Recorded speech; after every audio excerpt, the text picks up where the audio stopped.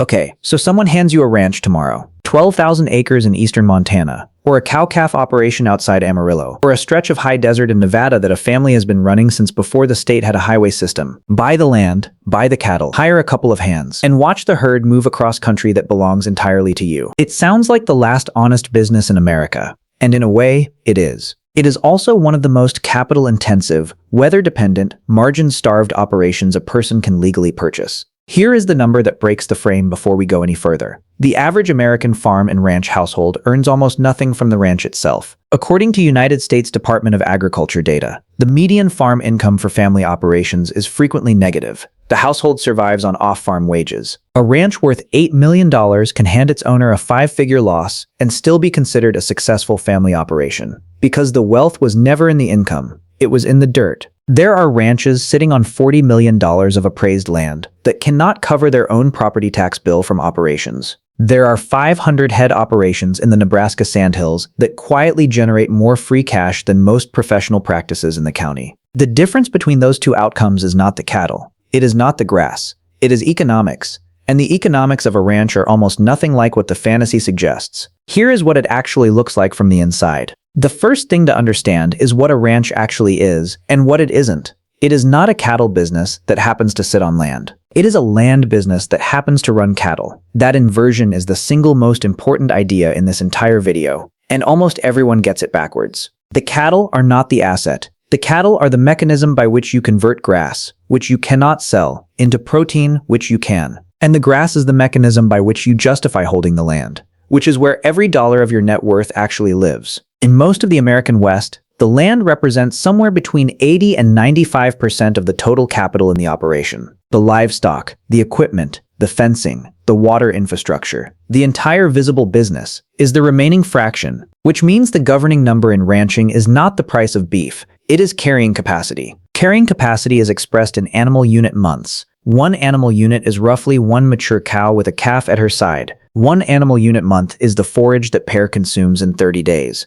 Every acre of your ranch has a number attached to it, and that number determines everything. In the tall grass of the Kansas Flint Hills, you might run a cow on 2 to 5 acres. In the mixed grass prairie of the northern plains, you need 10 to 20 acres per cow. In the Chihuahuan desert of southern New Mexico, or the sagebrush of northern Nevada, that number stretches to 80, 100, and in the driest country past 150 acres per animal. Same cow, same market, 75 times the land requirement. This is why a 1,000-acre ranch means nothing as a description. 1,000 acres in Missouri is a business. 1,000 acres in western Utah is a hobby with a fence around it. And it is the first thing that determines whether the ranch you have been handed is worth anything at all as an operating enterprise. Now let us talk about what ranches actually cost, because here is where the numbers stop making sense. Rangeland in the Nevada or eastern Oregon high desert can trade for $500 to $1,000 an acre. Grazing country in eastern Montana or western South Dakota runs roughly $1,000 to $2,000.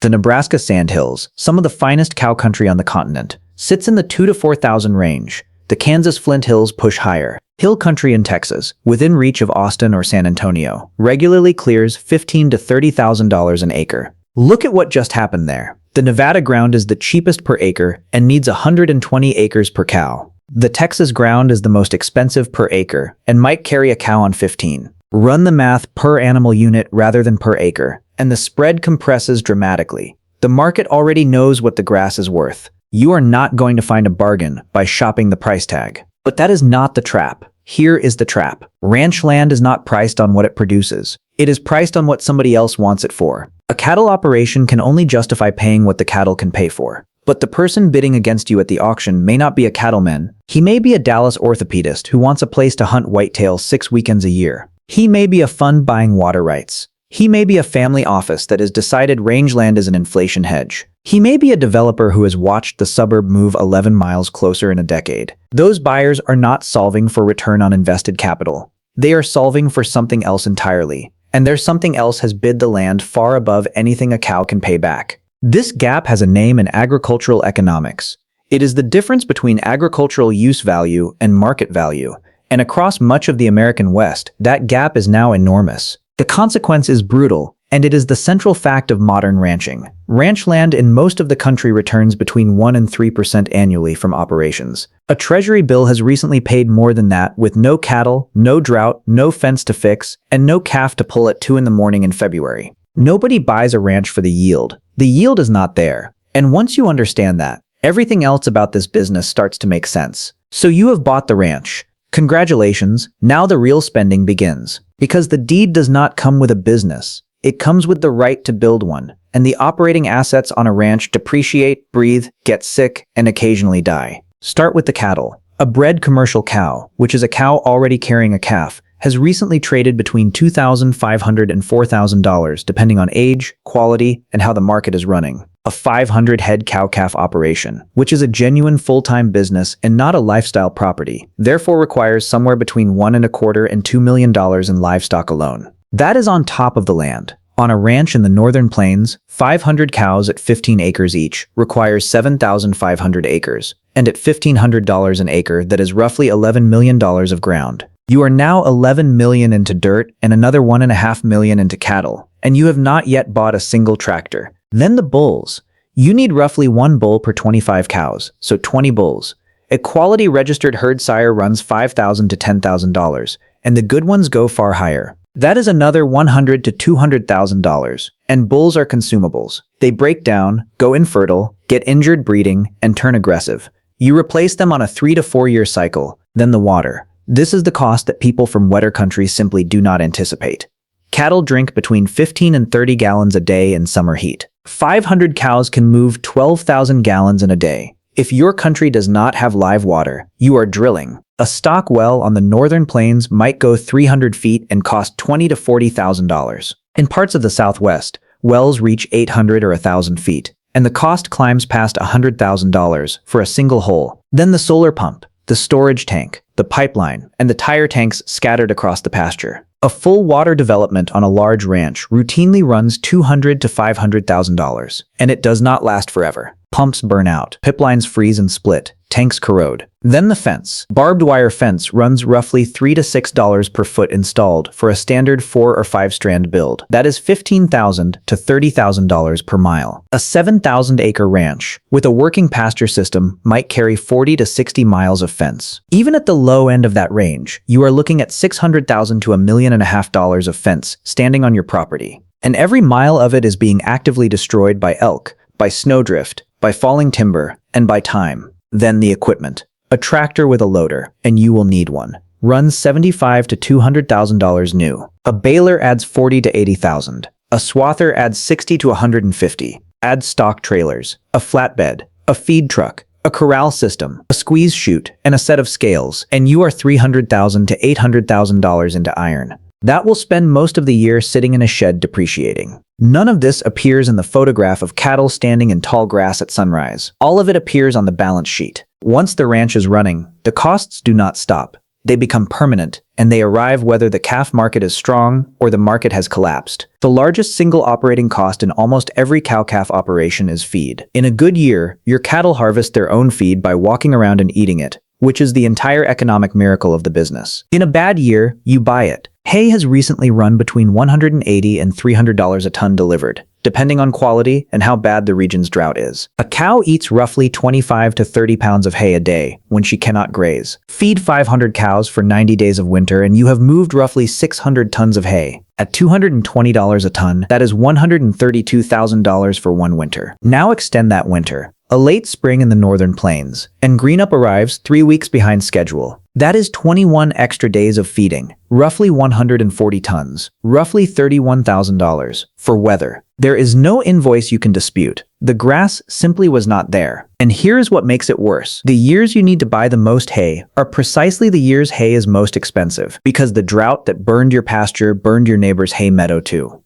The cost and the needs spike together. This is not bad luck. It is the structure of the business. Then the veterinary and health program. Vaccinations, mineral supplement, pregnancy checking, deworming, and treatment run roughly $50 to $120 per cow per year. On 500 head, that is $25,000 to $60,000 annually before a single emergency. Then the labor. A ranch hand in cattle country runs $40,000 to $60,000 a year in wages, and almost always comes with housing, a pickup, beef, and utilities. Add payroll taxes and workers' compensation, which in agriculture is expensive because the work is genuinely dangerous, and the fully loaded cost of one hand lands at $65,000 to $90,000. A 500-cow operation typically needs the owner plus one full-time hand, plus seasonal help for branding, shipping, and haying, then fuel, then repairs, then property tax, which even under agricultural valuation runs meaningful money on $11 million of ground. Then insurance, then the accountant, because the tax structure of a ranch is not optional and not simple. Then the fact that a $180,000 tractor has an economic life, and the money to replace it has to come from somewhere, every year, quietly, whether or not you set it aside. The industry has one metric that captures all of this. It is called cost per hundredweight of calf produced, and it is the only number that matters. You divide it by the pounds of calf you actually shipped. What comes out is what it costs you to produce 100 pounds of beef on the hoof.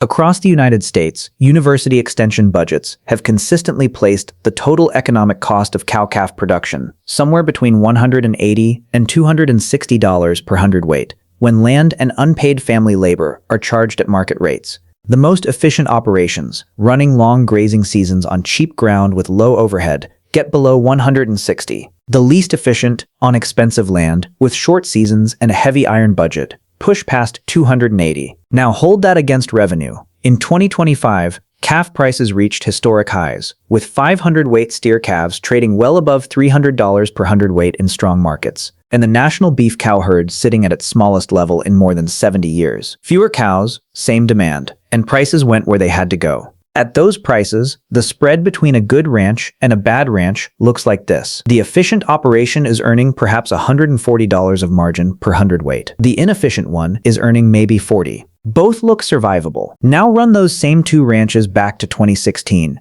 when the calf market broke and 5 weights fell from roughly $280 down toward $140 in the span of about 18 months. The efficient ranch is scraping break-even. The inefficient one is losing money on every animal it ships, and it has no ability to stop because the cows are already bred, the hay is already bought, and the note is already due. Here is the trap at the center of every ranch's economics. Your costs are fixed and biological. The cow eats the same amount whether calves are worth $300 a hundredweight or $140. The fence rots at the same rate. The note amortizes on the same schedule. The hand's wage does not fall because the market did. Your revenue is a single check, delivered once a year, on a day you largely do not choose, at a price set by feedlot demand, corn futures, packer margins, export policy, and the aggregate breeding decisions of 100,000 other ranchers made 3 years ago. A ranch is an annual business. You get one shipping day. There is no second quarter to fix the first. If the market is soft the week your calves are ready, you can hold them and pay to feed them. Or you can sell into weakness. Those are the options. That is the entire menu.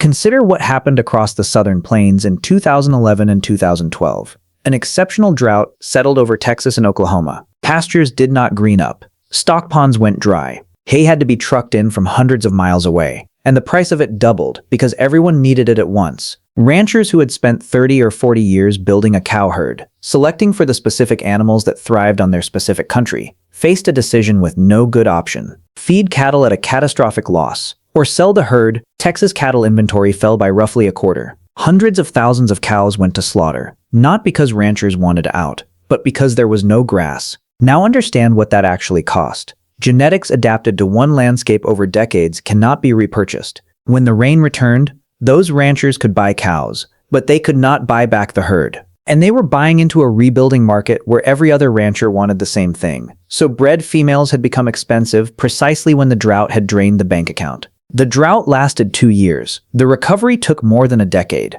The national herd still has not returned to where it was. That is the shape of the risk. It is not that the ranch has a bad year. It is that a bad year can permanently remove your ability to have a good one. And yet ranches sell. They sell briskly. Which brings us to the question that explains this entire industry. If the yield is 1 to 3%, who is buying? There are essentially two buyers, and they have almost nothing in common. The first is the operator, usually multi-generational. The land is often owned free and clear because a grandfather bought it in 1954 for $40 an acre. This buyer is not earning a return on $11 million of land value. He is earning a living on a cost basis of almost nothing. And the market value of the ground is irrelevant to him because he will never sell it. The moment he does, the operation ends. His true return is measured against what his family paid, not what the appraiser says today. This is the critical insight almost everyone misses. Most working ranches in America are not economically viable at current land prices. They are viable at historical cost basis. The business and the asset have completely decoupled, and the only thing holding them together is that nobody has forced a sale. The second buyer is the capital buyer,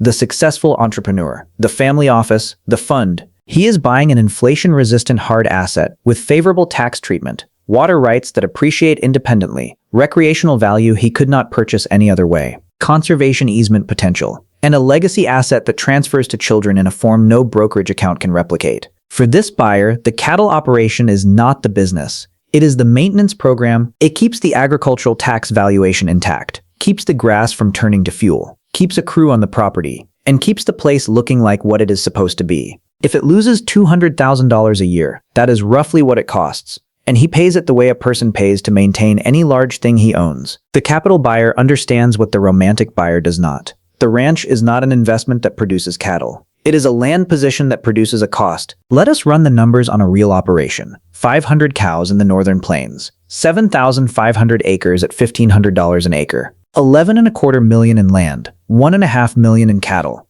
500,000 in equipment and improvements. Optimistic case. Rain comes in May. You wean an 88% calf crop, which means 440 calves at 550 pounds. That is 242,000 pounds of calf. At $300 per hundredweight, that is $726,000. Add cull cows and cull bulls, and call gross revenue $810,000. Cash operating costs, feed, labor, health, fuel, repairs, insurance, and taxes. Run $460,000. You have a good grazing season, so you only feed 60 days of hay. Cash margin is $350,000. Subtract equipment depreciation of $80,000, and you have got $270,000 of economic profit on $13.25 million of assets. That is a 2% return. In the best year the cattle market has produced in modern history. Realistic case. Spring is late and dry. Your calf crop drops to 82%, which is 410 calves, and they wean at 510 pounds, because the herd started rebuilding and heifers stopped going to the feedlot. Revenue is $502,000. Meanwhile, you fed 110 days of hay instead of 60, and hay ran $260 a ton because the whole region was short. That is an extra $110,000. Costs are $570,000. You lost $68,000 before depreciation, $148,000 after it. The difference between the good year and the bad year is roughly $420,000, and you did not make a single wrong decision. The rain came late and the market softened. That is all that happened. And now add one more variable, completely outside your control. Roughly 155 million acres of the American West are federal grazing land, administered by the Bureau of Land Management and the Forest Service. Many operations run a substantial share of their cattle on federal allotments at a grazing fee that is a fraction of private lease rates. That allotment is not a property right. It is a permit. Permits get modified. Stocking rates get cut after a range assessment. Turnout dates get pushed back for sage-grouse nesting. Allotments get closed by litigation you were not party to. A ranch that penciled on 1,100 animal unit months of federal grass and wakes up with 700 has not lost a lawsuit. It has lost a business. Because the deeded ground alone was never enough to carry the herd. And there is no adjacent grass to rent, because your neighbors are in the same position. The land is fixed to the ground. You cannot move it when the country changes around it. So what separates the ranches that work from the ones that fail? It is not the number of cattle. It is grazing days, the length of season you can run without buying feed. Because feed is where the money goes. It is cost basis, because a ranch bought at $40 an acre and a ranch bought at $1,500 are not the same business regardless of the fence line. It is the balance sheet, because leverage is what turns a bad year into a sale. It is water, which is increasingly the actual asset with the grass and the cattle as attachments. And it is whether the owner understands which business he is in. The richest ranch is not the one with the most cattle. It is the one that can put a pound of calf on the truck for less than what the market decides to pay. On ground, it can afford to hold through the years when the market decides to pay nothing. Everything else, the horses, the herd, the country at first light, the fifth generation of one family standing on the same hill, is the expensive, unforgiving, genuinely beautiful process of making that one equation work. And if you can make it work across drought cycles, price collapses, permit fights, and a market that pays you once a year on a day you do not choose, then yes, you might build something that outlives you. But that is not what most people are imagining when they think about owning a ranch. They are imagining the view. The view is free. It comes with the note, the cows, the hay bill, the fence, the well, the winter, and every acre of the reason it costs what it costs.